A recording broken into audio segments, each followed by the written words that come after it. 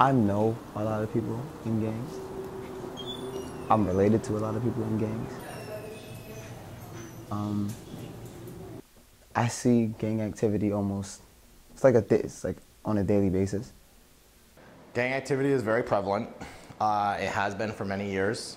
It is largely geographically based, meaning that this end of the neighborhood is not in the same gang or gangs as the other end of the neighborhood, say north of Delancey or Houston. So we have a very large swath of housing projects that really stretches all the way from right behind One Police Plaza on Madison Street, comes all the way down Madison to here, and then works its way uptown to 14th Street. One of the largest swaths of public housing in the city, including the largest public housing development, which is Baruch, which is like smack dab in the middle of it. In large part, every single one of those housing developments represents a different set or a completely different, distinct gang. Clearly, Lower East Side back in the 50s and 60s was called Alphabet City.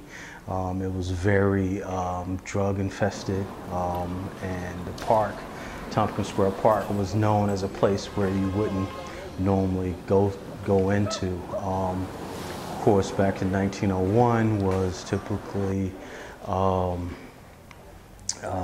Italian Americans, predominantly. And of course, as we're now, our demographics show that we're primarily African American and Latinos. My family was sort of distant from each other. Like, we lived in the same house, but we were just distant.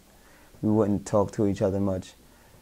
We wouldn't like help each other out or anything. So it's like, in my house, it was like survival of the fittest. If you weren't fit, you just lose.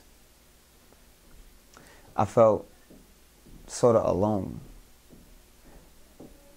And a couple times I considered joining the gang because it was just something to occupy my time. I was getting sort of the attention from the people in the gang that I wanted from my family. But then I thought they were always getting into trouble. I mean, they have fun, but at what cost? There's a lot of family dysfunction, a lot of family upheaval, a lot of challenges around affordable housing and feeling a sense of permanency in a residence. Typically what we tell boys is, gangs only look for boys that are in need of something and they feel like they need a sense of belonging. Your alternative is the boys club, because here's a great opportunity for you to get a sense of belonging. People that are in gangs, they don't see it as a gang. They see it as like a brotherhood or like a family type thing.